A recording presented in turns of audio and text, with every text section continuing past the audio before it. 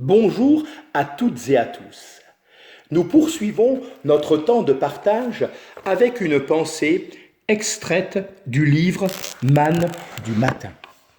Dans le psaume 25, les versets 8 et 9 nous disent « L'Éternel est bon et droit, c'est pourquoi il montre aux pécheurs la voie.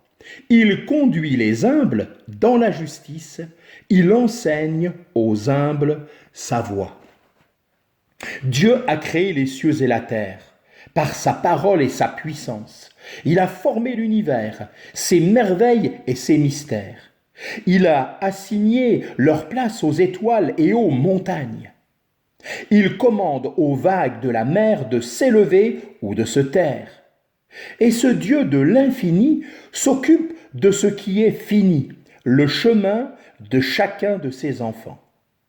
Car à l'Éternel sont les colonnes de la terre, et c'est sur elles qu'il a posé le monde. Il gardera le pas de ses bien-aimés, nous déclare le premier livre de Samuel au chapitre 2, au verset 8 et 9. Pour la foi, il y a un chemin au milieu du désert, une route dans les lieux arides, une voie frayée même à travers les grandes eaux.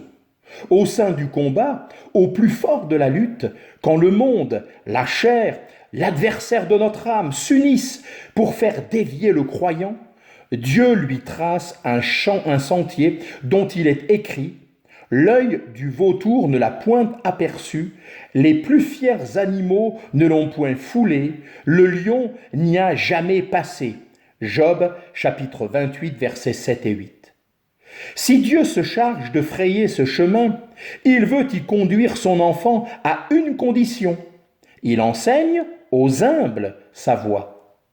Les humbles se connaissent eux-mêmes.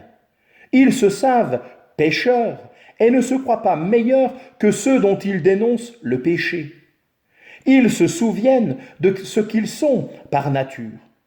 Portez les regards sur le rocher d'où vous avez été taillés, sur le creux de la fosse d'où vous avez été tirés, déclare le prophète Ésaïe au chapitre 51 et au verset 1er. Ils n'ont rien qu'ils n'aient reçu par grâce. Telle est leur attitude de cœur, et c'est au cœur que Dieu regarde. En eux, il n'y a aucune trace d'assurance propre, de confiance en la chair ou de vaine gloire. Mais en même temps, il possède des convictions inébranlables. Il conduit les humbles dans la justice. L'humilité vraie s'exprime par la loyauté. Elle s'affermit et grandit dans la pratique de la justice. Il n'y a rien de servile en elle. La dignité et la fermeté caractérisent la marche de l'homme humble sur le chemin de la justice.